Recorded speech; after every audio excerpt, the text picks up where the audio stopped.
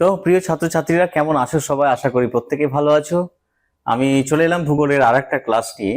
আজকে তোমাদের লাস্ট যে ইউনিট 6 এর বাণিজ্য ও অর্থনীতি থেকে বাণিজ্য এবং তার শ্রেণী বিভাগ এই চ্যাপ্টারটা পড়াবো। তো চলো শুরু করা যাক। দেখো, প্রথমে আমরা দেখে নেব যে বাণিজ্য কাকে বলে।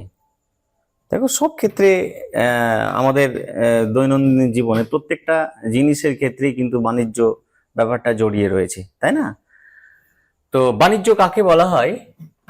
মানুষের অভাব মোচন ও মুনাফা অর্জনের উদ্দেশ্যে কোনো দেশের বিভিন্ন অঞ্চলের মধ্যে অথবা অন্য কোনো দেশের মধ্যে পণ্যদ্রব্য আদান প্রদান, ক্রয় বিক্রয়, বিনিময়, লেনদেন, আমদানি রপ্তানি এবং সেই সম্পর্কিত যাবতীয় কাজকর্মকে বলা হয়ে থাকে বাণিজ্য।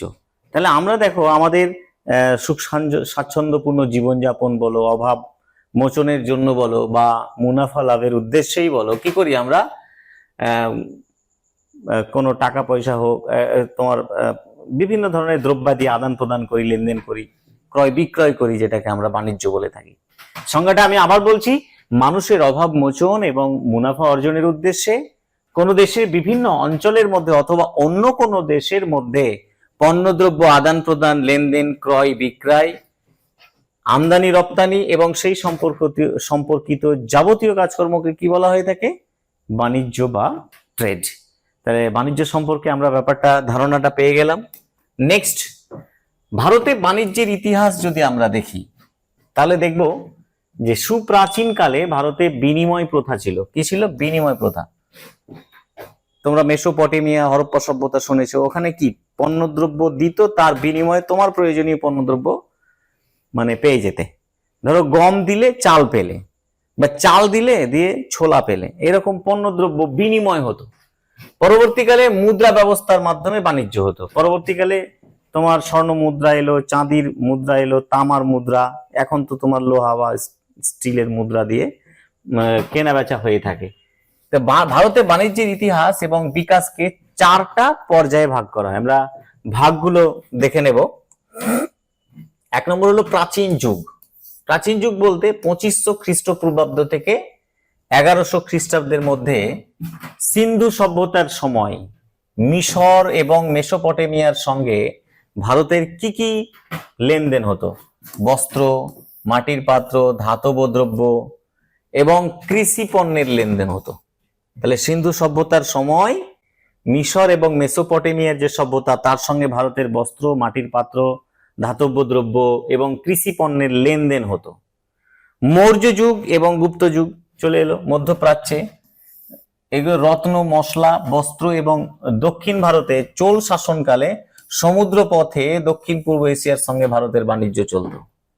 দেখো, ভারতের মশলা কিন্তু চিরদিনই বিশ্ববিখ্যাত। আর এই মশলার খোঁজেই কিন্তু তোমার এরা এসছিল, কি বলে, পর্তুগিজ নাবিকরা পরিশেষে ভারত ভূখণ্ড আবিষ্কার করেছিল, তাই না?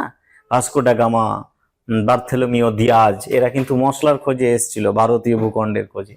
আর ওইদিকে ভারত খুঁজতে গিয়ে এতে চলে গিয়েছিল ওয়েস্ট ইন্ডিজ, নামকরণ হয়েছিল তোমার ইয়ে কি বলে ওর নাম, কলম্বাস। ও তো চলে গিয়েছিল আমেরিকার, উত্তর আমেরিকার দ্বীপ এলাকাতে চলে গিয়েছিল, দিয়ে ওয়েস্ট ইন্ডিজ নাম হয়ে গেল, তাই না? তো মশলার একটা প্রভাব প্রতিপত্তি কিন্তু প্রাচীন কাল থেকেই রয়েছে। হ্যাঁ, আরাবিয়ানরা আমাদের মশলা নিত। এবার এই মশলা চড়া দামে কিন্তু আরাবিয়ানরা বিক্রি করতো ইউরোপের কান্ট্রি গুলোতে। এবার ইউরোপিয়ানরা বললো যে না, আমরা সরাসরি যদি ভারতের সঙ্গে ব্যবসা করি তাহলে তো আরো ভালো, কম দামে পাবো। আর সেই খোঁজে কিন্তু ভারতে এসেছিল পর্তুগিজ নাবিকরা। দ্বিতীয়তে মধ্যযুগ।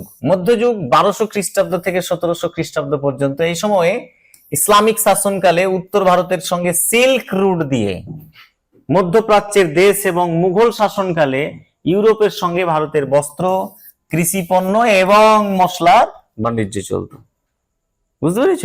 আচ্ছা, তারপরে মধ্যযুগের পরে যে পিরিয়ডটা, সেটা হলো ব্রিটিশ যুগ, যেটা 1800 খ্রিস্টাব্দ থেকে 1947।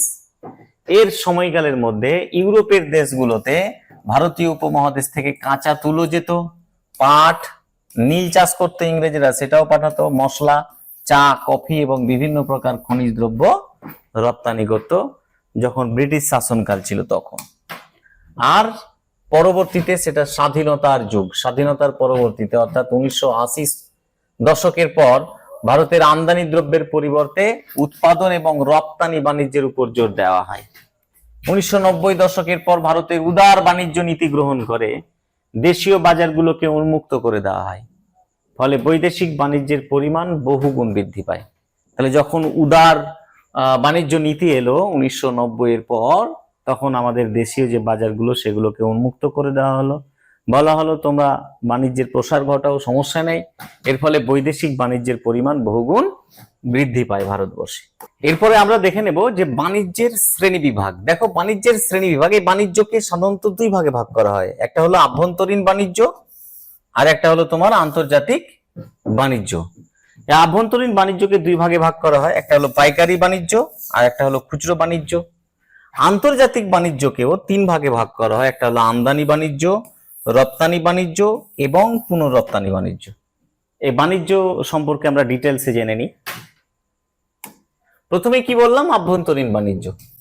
দেখো দেশের রাজনৈতিক সীমারেখার মধ্যেই বিভিন্ন রাজ্য বা প্রদেশের মধ্যে উদ্বৃত্ত বা ঘাটতি পণ্যদ্রব্য কেনাবেচা এবং আদান প্রদান করাকে বলা হয়ে থাকে আভ্যন্তরীণ বা অন্তর্দেশীয় বাণিজ্য। আমাদের দেশের মধ্যে বিভিন্ন রাজ্য বা প্রদেশের মধ্যে কি করব, উদ্বৃত্ত বা ঘাটতি যে পণ্যদ্রব্য, যেগুলো ঘাটতি সেগুলো নিব, যেগুলো উদ্বৃত্ত সেগুলো অন্য রাজ্যকে দেব, এইভাবে পণ্যদ্রব্য কেনাবেচা এবং আদান প্রদান করাটাকে বলা হয়ে থাকে আমাদের দেশের আভ্যন্তরীণ বা অন্তর্দেশীয় বাণিজ্য।